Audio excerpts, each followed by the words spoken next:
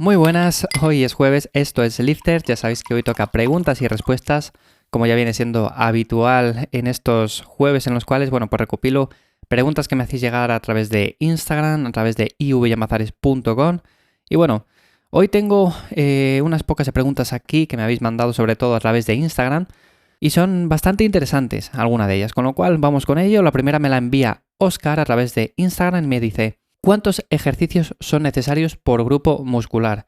En sí, ¿cuántos ejercicios son necesarios? Yo te diría que con uno es más que suficiente. No hay un número que sea mágico, o sea, no hay un número que digamos, tienes que hacer 3 ejercicios por grupo muscular para maximizar las ganancias. No, o sea, simplemente, por ejemplo, imaginémonos para la espalda, con un remo con barra, hacemos todo el volumen de entrenamiento y es más que suficiente. Ahora bien, no es óptimo. No es óptimo porque lo interesante es hacer diferentes ejercicios con diferentes ángulos, con diferentes agarres, en diferentes posiciones. Al final lo que interesa es trabajar el músculo desde todos los ángulos. Y si hacemos solo un ejercicio nos estamos limitando muchísimo. Entonces, ¿cuántos ejercicios son necesarios? Pues eso lo tienes que valorar tú. Cuanto más volumen hagamos, pues más ejercicios podemos hacer. Pero realmente tampoco podemos hacer muchísimo volumen porque no nos vamos a recuperar de él. Entonces, unos 3 ejercicios por grupo muscular es más que suficiente. A partir de ahí puedes hacer 2, puedes hacer 4, puedes hacer 5, los que mejor veas. Hay personas que son más minimalistas, lo quieren hacer de una manera más sencilla y tiran hacia abajo. O sea, hacen igual 2 ejercicios, hacen 3 y ya está. Que está bien también, o sea, no está mal. Y otras personas, sin embargo, que les gusta hacer muchos ejercicios y hacen igual 6 ejercicios. Como digo, cuantos más ejercicios hagas, pues menos volumen puedes hacer por cada ejercicio. Muchas gracias, Oscar. Nos vamos ahora con Mark, que me envía también desde Instagram una pregunta y me dice: ¿qué opinas de los ejercicios básicos al final de la rutina? Los ejercicios básicos al final de la rutina son otra interesante opción, o sea, no tienen por qué ir al principio. Creo que ya lo he comentado en algún episodio, y es que siempre hemos pensado eso de, vale, el ejercicio grande, el ejercicio básico, el ejercicio pesado, siempre al principio, para sacarle más partido, luego ejercicios analíticos y terminamos ya la rutina. No tiene por qué, o sea, por ejemplo, creo que el otro día hablaba del pectoral. Si queremos sentir más el pectoral porque tenemos problemas en ese sentido, lo que podemos hacer es un ejercicio de preagotamiento y luego pasar al ejercicio básico.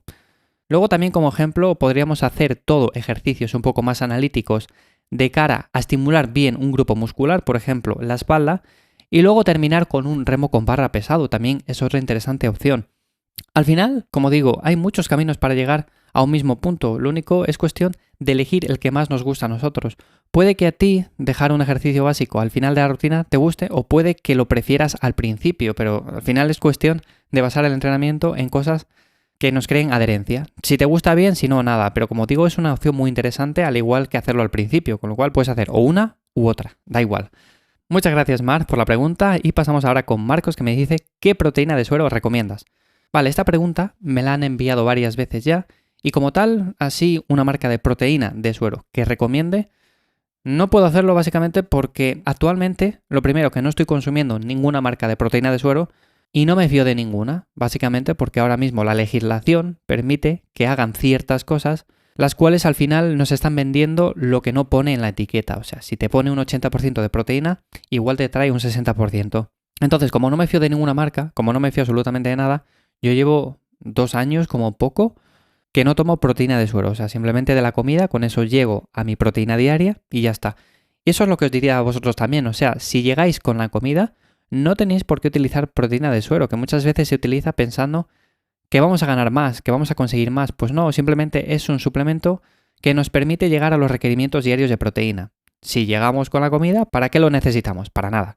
Pues ya está. Así que Marcos, no te puedo responder a esta pregunta, básicamente porque no me fío de ninguna marca y el día que me fíe, pues lo diré, pero desde luego a día de hoy yo no consumo ninguna proteína de suero. Muchas gracias Marcos. Vamos ahora con José María, que me envió una pregunta desde la web, desde ivyamazares.com y me dice: te descubrí hace un mes y me gusta tu filosofía de entrenamiento. Yo también entreno en casa con mi rack y demás y no puedo estar más contento. Te entiendo lo que quieres decir. Mi pregunta es si crees que nos estamos limitando al carecer de gran parte de material de un gimnasio. Yo entreno bien, pero a veces pienso que quizás no esté haciendo las cosas al 100%. Gracias por tus podcasts, un saludo. A ver, limitándonos como tal, no. O sea, es cuestión de gustos. Si te gusta entrenar en casa, como dices, pues perfecto. Es cierto que luego cuando vamos a un gimnasio, pues vemos que tenemos muchas más opciones, sobre todo en cuestión de máquinas. Porque racks sí que hay, pero el tema de las máquinas es verdad que hay muchísimas para trabajar todos los músculos. Entonces, a veces tener más no significa mejor. Muchas veces nos liamos la manta a la cabeza y decimos, hay tantas máquinas que yo no sé ni por cuál empezar. Y en lugar de establecer una rutina con ciertos ejercicios en concreto, lo que vamos haciendo es rotando de máquina en máquina. Hoy pruebo esta, mañana pruebo la otra, la semana que viene pruebo estas dos y voy probando todas poco a poco. Y al final nunca le sacamos partido por el simple hecho de que no nos acostumbramos a un ejercicio o movimiento, a una máquina en concreto todo el rato. Si yo me centro, por ejemplo, en sentadilla y en extensión de cuádriceps, ¿vale? Me centro en esas y voy a progresar en esas. Pero si me centro primero en sentadilla, luego paso a prensa, luego paso a extensión de cuádriceps, luego paso a una prensa un poco más horizontal. Al final nos liamos la manta a la cabeza y no estamos haciendo nada. Por lo tanto, sí, en un gimnasio tenemos muchas más alternativas, sobre todo si estamos lesionados, es una buena opción porque podemos hacer un entrenamiento efectivo, pero con ejercicios que no nos molesten. Tenemos, por así decirlo, donde elegir. En cambio, en casa, pues no, es todo más minimalista, es más simple, podemos entrenar todos los grupos musculares, pero es verdad que el abanico de ejercicios se cierra un poco en ese sentido. Pero bueno, en sí no pasa absolutamente nada, o sea, podemos hacerlo igual y limitándonos como tal, no, o sea, puedes aprovechar al 100% de tu potencial en casa y puedes aprovecharlo en un gimnasio, o sea, solo depende de cómo planifiques tu rutina y de cómo entrenes. Si entrenas bien, pues vas a sacar el máximo potencial. Así que muchísimas gracias, José María, por enviarme esta pregunta. Y vamos con la última que me la envía Pegus desde Instagram también y me dice, ¿qué opinión tienes del entrenamiento de alto volumen? Supongo que te refieres al entrenamiento que se basa en hacer muchísimo volumen en cada sesión de entrenamiento. Bueno, pues es un entrenamiento el cual a mí no me gusta. Os he comentado varias veces que yo siempre entreno con un volumen de moderado a bajo porque es la forma en la que más progreso.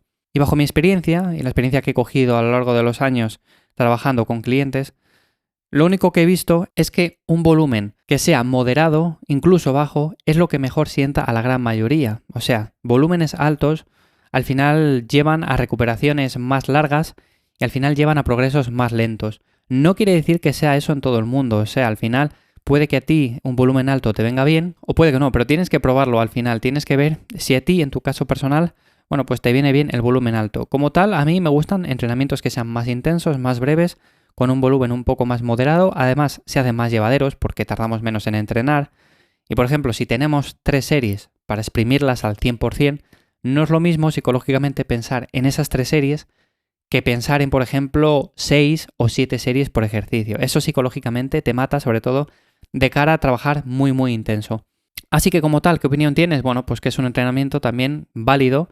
El volumen de entrenamiento al final tenemos que controlarlo en base a nuestras características. Si nosotros toleramos más volumen, pues podemos hacer un volumen más alto y si no, pues podemos hacer un volumen más bajo. Porque igual un volumen alto para mí son 16 series y un volumen alto para ti son 25. Entonces, hablar de volúmenes altos como tal con una cifra concreta no tiene ningún sentido. Por lo tanto, lo único que tienes que hacer es valorarlo en ti mismo y sacar conclusiones. Así que muchas gracias y sin más, aquí lo dejamos. Nos escuchamos el lunes que viene en un nuevo episodio de Lifters. Muchísimas gracias por estar un día más ahí. Ya sabéis que si os gustan este tipo de episodios que voy haciendo todos los días de lunes a jueves, bueno, pues valoro mucho que dejéis un me gusta o una valoración de 5 estrellas en Apple Podcast. Y sin más, como digo, espero que paséis un buen fin de semana y tengáis buenos entrenamientos. En caso de que entrenáis, claro. Nos escuchamos el lunes de nuevo. Chao.